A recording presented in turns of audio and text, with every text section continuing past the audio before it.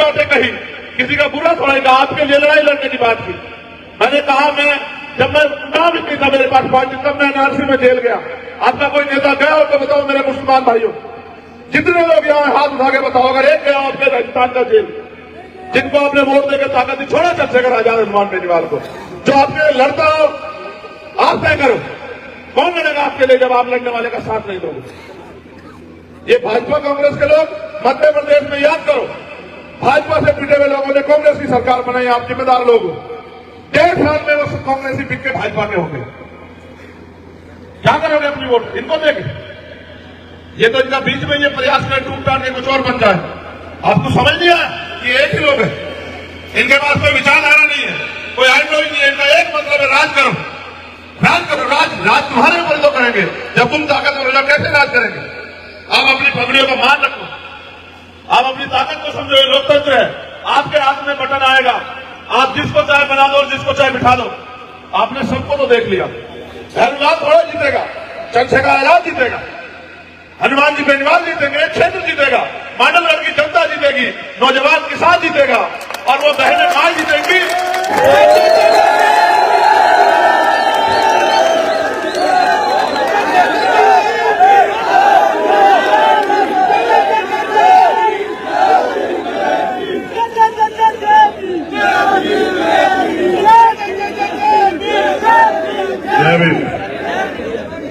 पिछली बार का मंच उधर था, उधर के लोग बेचारे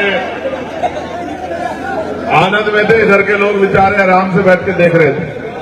अब मैं आपसे आग्रह करूंगा, इस बार मंच इधर है। अगर आपसे ये आग्रह है कि आप बैठ जाओगे तो जो पीछे साथी बैठे हैं उनको बुरा नहीं लगेगा, बैठ जाओ।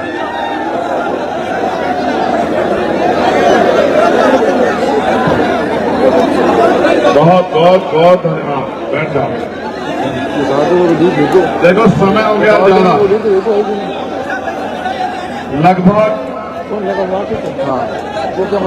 इंडिया के लोग बैठोगे तो फिर इधर इस तरफ आ जाओ, आपकी वजह से खराब होगा। अब आपने नेताजी की दिखा दी ना, छोड़ दो हमारी तो ये घर जाके बता देंगे, बिल्कुल समझा देंगे, या फिर बैठ के खींचो फोटो, जल्दी से बैठ जाओ, खराब मत करो।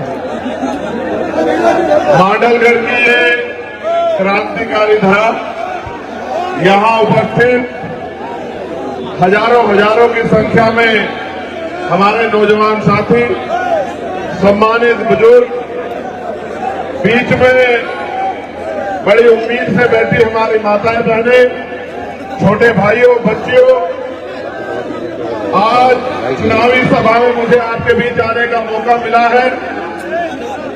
मैं बहुत कम समय में बहुत जिम्मेदारी से आपके बीच अपनी बात रखूंगा और मेरा ये विश्वास है कि मेरी बात का, मेरे आने का और जो उम्मीद मैं आपसे करता हूं, हमारी इस एकता का एक मजबूत निर्णय 25 तारीख को ईवीएम पे बोतल का बटन दबा के आप लोग लोगे और उसका परिणाम जो होगा उस पर भी मैं चर्चा करूंगा। मुझे बहुत अच्छा लगा कि आपने मेरी बात मान के आप लोग बैठे और 10 मिनट अगर आप ऐसे बैठे रहे तो इससे साबित हो जाएगा कि आपके मन में अगर कोई इच्छा है तो आप उसकी कीमत चुकाने के लिए तैयार हो। प्यारे भाइयों और इस क्षेत्र के जिम्मेदार साथियों, पहली बार चुनाव नहीं हो रहा, चुनाव तो 52 से अब तक चल ही रहा है। जिस चुनाव में देश के हर एक नागरिक के पास जो बालिग है, इतनी शक्ति है कि अगर वो जिम्मेदारी से वोट दे तो अपने भविष्य का, अपने वर्तमान का कोई भी समस्या उसके जीवन में हो, उनका वो उन समस्याओं का इलाज कर सकता है और अपने जीवन को मजबूत बना सकता है। क्योंकि हम लोग सुबह से निकले हुए हैं और ये 36वीं सभा है। सभा में तो हम 2-3 घंटे पहले आ जाते हैं, लेकिन वो हेलीकॉप्टर रात में उड़ता नहीं है। लेकिन यहां आने के लिए संकल्प था कि चाहे कैसे भी पहुंचना पड़े, जब मांडलगढ़ के लोग अपनी जगह नहीं छोड़ रहे हैं तो उनके सम्मान की रक्षा के लिए, उनके प्यार के लिए मैं और हनुमान जी भी उनके बीच चल के उनके विश्वास को मजबूत करेंगे, समय चाहे कितना लग जाए। मगर प्यारे भाइयों, मुझे देख के बड़ी खुशी हुई कि आप यहां बड़ी संख्या में मौजूद हैं। आप किसी की सभा देख लो, ये भैरवलाल जी की मेहनत की देन है। आपका जो विश्वास हम दोनों में है, ये उसकी देन है। यहाँ जो भीम आर्मी आजाद समाज पार्टी राष्ट्रीय लोकतांत्रिक पार्टी के नेता कार्यकर्ता, उनके संघर्ष की देन है कि आज आप इस समय 10 बजे इतनी बड़ी संख्या में, देश के प्रधानमंत्री आते हैं, 2-3 हजार लोग होते हैं, और वो भी अगर 2 घंटे लेट हो जाए तो उनको ताज बजा के निकल जाते हैं कि छोड़ो, हमें नहीं सुनना है। और राजस्थान के मुख्यमंत्री जी के बारे में तो मैं क्या कहूं, उनके बारे में कुछ नहीं कहना है, इसलिए नहीं कहना उनका समय चला गया है, वो एक्सपायर डेट में चले गए। और एक्सपायर तो दवाई भी नहीं खाता आदमी, एक्सपायर दवाई खा ले तो बीमार हो जाएगा उल्टा। तो यहां 3 प्रत्याशी मजबूत मैदान में। पहले प्रत्याशी जो कांग्रेस के प्रत्याशी हैं, उनकी 5 साल की सरकार आपने देख ली। नौजवान पढ़ लिख के और किसान, उसके पिता या मजदूरी करने वाले मजलूम कमजोर परिवार के जो बच्चे हैं, पढ़ लिख के बैठे तो उम्मीद में कि नौकरी मिलेगी। नौकरी तो पहले तो भर्ती नहीं आती, और भर्ती आ जाती है तो मुख्यमंत्री जी के कैबिनेट के मंत्री, विधायक और ताकतवर लोगों के बच्चे बसों में बैठ के पेपर दे देते हैं, और वो नौकरी लग जाते हैं, और गरीब के बच्चे तमाशा देखते रह जाते हैं, और उनके सपनों को लूटने काम कर देती है सरकार। मैंने तो इस सरकार को, मैंने मध्य प्रदेश की सरकार भी देखी, दिल्ली की सरकार भी देखी। कान से सुनोगे या आंख से सुनोगे, ये तुमसे पूछ रहे हैं। मछली की आंख पे निशाने पे ध्यान रखो, कहां कहां टकरा रहे हो यार। जो शिकारी होता है वो कहां नजर रखता है, शिकार पे तुम कहां नजर रख रहे हो, बताओ। चुप हो जाओ, हमारी कमी है सदियों से। हम इस देश में, इस प्रदेश में, इस हालात में हैं, इसकी जिम्मेदार हम ही तो है। मैं बताऊंगा ना, अभी आपको समझ आएगा। अब ये जिम्मेदारी बेनीवाल जी ने मुझको दी है कि आप ही बता दो कि क्या चल रहा है। मैंने मध्य प्रदेश की सरकार भी देखी, दिल्ली की सरकार भी देखी, केंद्र की सरकार भी देखी, राजस्थान की सरकार भी देखी, और हमारे भीम आर्मी के नौजवान सिपाही यहां बैठे। इतना अन्याय पिछले 5 साल में हुआ। थाना गाजी, चूरू, इंद्र मेघवाल, जितेंद्र मेघवाल, ओम प्रकाश रायगर, कार्तिक भील, तोला गुजर, पूरा ड्रैगन, इतना अन्याय। और चलो, अन्याय को हम समझते हैं कि सामंतवादी शक्तियां मजबूत है, लेकिन अन्याय करने वाले को सरकार छूट देती है। अभी जब मैं यहां आया, एक कागज मेरे हाथ में पकड़ा दिया और मुझसे कहा यहां एडमिनिस्ट्रेशन और पुलिस के लोग होंगे। कैलाश बैरवा निवासी मुकनपुरिया, मांडलगढ़, मेरी माता जी को दिनांक 9 नवंबर 2023, जिनका नाम छोटी देवी पत्नी नंदलाल बैरवा के कहने लूटने में अज्ञात बदमाशों ने महिला को निर्मम हत्या कर शव को आधा किलोमीटर घसीटा, और एक गिरफ्तारी नहीं हुई, एक गिरफ्तारी नहीं। पुलिस के अधिकारी एसी के कमरे में बैठे हैं, जिले के अधिकारी एडमिनिस्ट्रेशन के एसी के कमरे में बैठे हैं, गरीबों की बहन बेटियों के साथ अन्याय हो रहा। और तुम्हें तो यही तुम्हारे पड़ोस में तोला गुजर को इसी हालत में और फिर जला भी दिया। अगर कानून का राज होता तो किसी गुंडे की हिम्मत नहीं पड़ती। आज तो गुंडों को सत्ता में बैठे लोग संरक्षण दे रहे हैं। और मैं क्या बताऊं, नासिर जुनैद को उठा के ले गए यहीं से और हरियाणा में जाकर पीटा, और इतना पीटा कि जब तक वो मर नहीं गए। जहां कांग्रेस की सरकार है, वहां भाजपा की सरकार है, मिली जुली सरकार है, और दोनों बच्चों को मार मार के इस हालत में कर दिया कि जब वो किसी लायक नहीं रहे तो गाड़ी में रख के जिंदा जला दिया। और मुख्यमंत्री के मुंह से एक शब्द निकला, जब हमने पूरे हरियाणा में, पूरे राजस्थान में, पूरे उत्तर प्रदेश में, पूरे उत्तराखंड में, 4 प्रदेश संगठन है, हर जिले में आंदोलन करवा, मुख्यमंत्री को लगा ऐसा ना हो मुसलमान नाराज हो जाए तो उनके घर चला गया और जाके उनको बेवकूफ बनाने का काम किया। आप पूछ कर देखो उस परिवार से क्या दिया मुख्यमंत्री। गुंडों की इतनी हिम्मत हो गई कि उठा ले जाते हैं यहां से। और हम तो कह रहे हैं, अब तो आप जानते हो, इंद्र मेघवाल के घर में 4 बार आया, मुझे एयरपोर्ट से रिटेन करके दिल्ली छोड़ के आते हैं। और यहाँ के जो कमजोर वर्गों के अपने नेता बनने की बात करते हैं, उनके मुंह से एक शब्द नहीं निकलता। जो कांग्रेस बीजेपी में नेता वो तुम्हारा भला कर देंगे, वो तो तनख्वाही है, उनको तनख्वाह मिलती है और वो तनख्वाह जब अपना घर चलाते, उनकी इतनी हैसियत नहीं कि आपके ऊपर हुए एक अन्याय पे मुंह से कुछ आवाज निकाल दें। ये लोकतंत्र है, आपकी वोट में शक्ति है।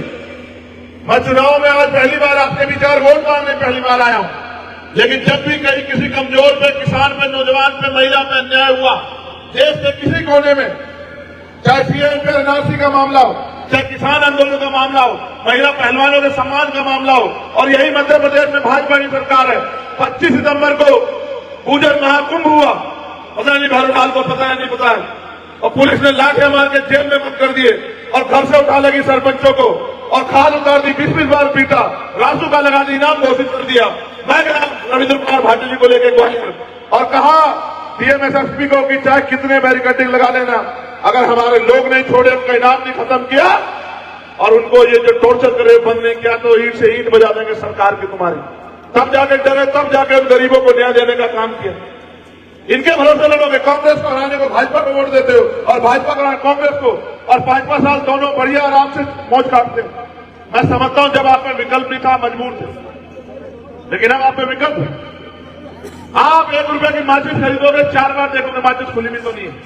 आप 10 रुपए का सामान खरीदोगे, 1000 बार देखोगे कहीं कोई कमी तो नहीं है। करोड़ों रुपए से भी कीमती वोट जिसको बाबा साहब अम्बेडकर ने अपने 4 बच्चे कुर्बानी के बाद दिलाया, और लड़के ने दिलाया सामंतवाद और राजा महाराजाओं से। ताकतवर लोग कहते वोट का अधिकार उसको मिलेगा जो जमींदार, जिसके जो लगान देता, जिसके बड़े बड़े बिजनेस है, जो बहुत ज्यादा पढ़ा लिखा। बाबा साहब ने कहा नहीं, ऐसा लोकतंत्र नहीं होगा जब चंद लोग फैसला करेंगे। लोकतंत्र तब लोकतंत्र होगा जब रानी के पेट से राजा नहीं पैदा होगा, जब जनता जिसको वोट देगी वो आगे बढ़ के जाएगा और वो उनकी समस्याओं के लिए लड़ेगा, तब लोकतंत्र का सपना साकार होगा। हमारे लोग वोट देते आ रहे हैं और वोट देने के सोचते कि हमारी जिम्मेदारी खत्म हो गई। इनको वोट देकर आपकी कौन सी जिम्मेदारी खत्म हुई? वो जिम्मेदारी आपकी तब खत्म होगी जब राजस्थान में जो अमीरों को सुख सुविधा मिल रही है, वो किसान का, मेरे नौजवान मजलूम हर गरीब के घर तक पहुंचेगी। हर बहन मां खुशहाल होगी, सुरक्षित होगी और किसान को एमएसपी गारंटी मिलेगी, नौजवान को रोजगार मिलेगा। और जिस तरह से मंत्री की गाड़ी निकलती है सायरन लेके, आम आदमी भी टोल के बूथ से निकलेगा और उसका कोई पैसा नहीं खर्च। ये तो वो सरकारें हैं, अगर जेब में आप में फास्टैग नहीं तो दुगने पैसे दो। आप समझते हो लोकतंत्र की शक्ति? अभी एक कानून बना, कभी सपने में भी नहीं सोचा होगा। एमपी साहब, कोरोना काल आया, जनता जूझ रही थी रोटी रोटी के लिए, सरकार ने कानून बना, मास्क नहीं लगाओगे तो 500 रुपए का जुर्माना। क्या कभी आपने सोचा था कि मास्क लगाना पड़ेगा और मास्क नहीं लगाएंगे तो 500 रुपए जेब से काट ले जाएंगे? सरकार में ताकत होती। मैं आपसे जिम्मेदारी के तौर पर कहता हूं, मैं झूठ नहीं बोलता हूं, आप अपनी पूरी समस्या एक लिस्ट मुझे इन्होंने दी, हमारे साथी ने, और वो बोल भी रहे थे कि 8 ग्राम पंचायतें शाहपुरा जिले जो नव गठित हुआ, भीलवाड़ा की उसमें भेज दी। ढाट बड़लियास की को तहसील का दर्जा हटा दिया और कठेड़ी की 5 पंचायतें शाहपुरा में भेज दी। कैसे लाओगे वापस? भीड़ हो गई, हल्ला मचा दो। ये जिला बनाने की ताकत किसने दी? मुख्यमंत्री को। आपकी वोट नहीं तो दी। अगर आप अपनी समस्याओं का हल चाहते हो, मैं ये कह रहा हूं, एक लिफाफा बनाओ, उसमें समस्या लिखो और अगले 6 दिन खूब मेहनत करो और तय करो कि भैरूलाल नहीं लड़ रहा है, हम लोग लड़ रहे हैं, और अपना एक एक वोट भैरूलाल के लिए तैयार करो और भैरूलाल को जमकर वोट करो। और आप ये जानते हो त्रिशंकु विधानसभा आएगी, ना भाजपा की कोई आंधी चल रही है ना कांग्रेस की, क्योंकि तो जनता दोनों से दुखी है। और वो मजबूर थे कि इनको एक दूसरे को वोट देनी पड़ती थी, अब मजबूर नहीं है। अब एक तरफ चंद्रशेखर आजाद खड़ा है और दूसरी तरफ हनुमान जी बेनीवाल खड़े हैं, और बीच में हमारे प्रत्याशी न इनको भागने देंगे, न आपकी समस्याओं को रुकने देंगे, आपकी समस्याओं का पूरा इलाज करके जाएंगे। इस बात को आप याद रखें। ऐसा नहीं कि हमें एक बार आपसे वोट चाहिए, हम तो रिश्ता बनाने के लिए आए मांडलगढ़ से, कि जब भी मांडलगढ़ पे एक भी अन्याय की आंख उठेगी, किसी भी कमजोर को मेरे मजलूम नौजवान की तरफ लिए आज हम लोग यहाँ आए। चुनाव तो आते जाते रहेंगे और बहुत नेता आए होंगे आपके बीच में। मैंने तो जब मेरे पास पार्टी भी नहीं थी भाई, तब मैं 16 महीने जेल में रहा। और दोस्त क्या था कि जब ताकतवर लोग मेरे लोगों को पीट रहे थे, मैं सामने खड़ा हो गया, नहीं ये नहीं चलेगा। जब सीबीआई ईडी इनकम टैक्स, आज आपके नेता की हिम्मत है क्या? ईडी आ जाती तो जीत निकल जाती बाहर। इतना भ्रष्टाचार किया हुआ, सीबीआई ईडी इनकम टैक्स से डर जाते हैं, हम पे जोर दिखाते, नहीं दिखा पाए, और उनको लगता है कि ये आदमी तुम्हें भविष्य में नुकसान करेगा, तो 4 गोली चला दी। आपका इतना प्यार आशीर्वाद हुआ है कि उनकी गोली भी कुछ नहीं बिगाड़ पाई। फिर मैं तीसरे दिन भरतपुर में खड़ा था इस चैलेंज के साथ कि नहीं डरेंगे। क्यों मेरे जैसे व्यक्ति को मारने की जरूरत है? मैंने अब तक जितनी बातें कही, किसी का बुरा थोड़ा कहा, आपके लिए लड़ाई लड़ने की बात की। मैंने कहा, जब मैं नाम ही नहीं था मेरे पास पार्टी, तब मैं एनआरसी में जेल गया। आपका कोई नेता गया हो तो बताओ मेरे मुसलमान भाइयों, जितने लोग यहाँ हाथ उठा के बताओ, अगर एक गया आपके राजस्थान का जेल, जिनको आपने वोट देकर ताकत दी, छोड़ा चंद्रशेखर आजाद हनुमान केजरीवाल को, जो आपके लड़ता हो आप तय करो, कौन लड़ेगा आपके लिए जब आप लड़ने वाले का साथ नहीं दोगे? ये भाजपा कांग्रेस के लोग मध्य प्रदेश में याद करो, भाजपा से पिटे हुए लोगों ने कांग्रेस की सरकार बनाई, आप जिम्मेदार लोग हो। 1.5 साल में वो कांग्रेसी पिट के भाजपा के होंगे। क्या करोगे अपनी वोट? इनको देंगे? ये तो इनका बीच में ये प्रयास में टूट टाट के कुछ और बन जाए।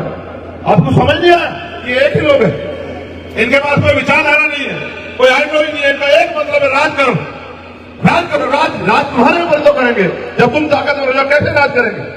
आप अपनी पगड़ियों का मान रखो, आप अपनी ताकत को समझो, लोकतंत्र है, आपके हाथ में बटन आएगा, आप जिसको चाहे बना दो, जिसको चाहे बिठा दो।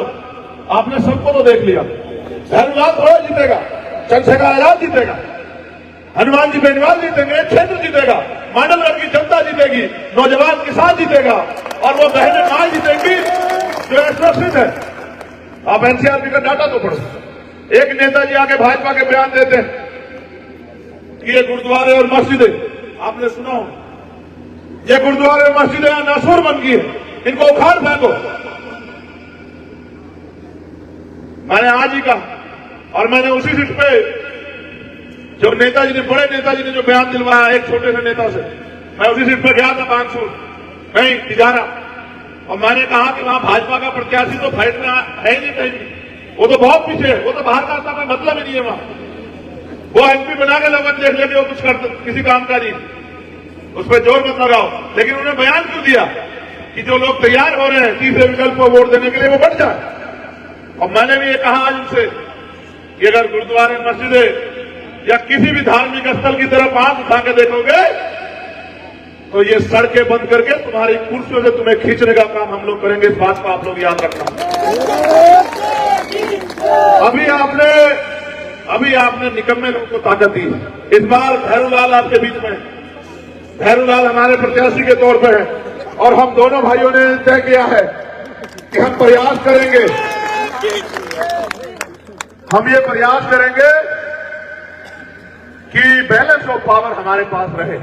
आप कोई अखबार उठा के देखो, चाहे वो हमारे कितने खिलाफ हो, कोई चैनल उठा के देखो, चाहे हमारे कितने खिलाफ हो, चाहे उसका मालिक भाजपा कांग्रेस का व्यक्ति क्यों ना, लेकिन उसको भी लिखना पड़ रहा है कि गठबंधन बहुत मजबूत है। इसका अच्छा परिणाम सुनो ना, कभी आपने देखा कि आखिरी दिन कांग्रेस ने अपनी लिस्ट रिलीज की हो प्रत्याशियों की? भाजपा की कभी आप देखा आखिरी दिन रिलीज की हो?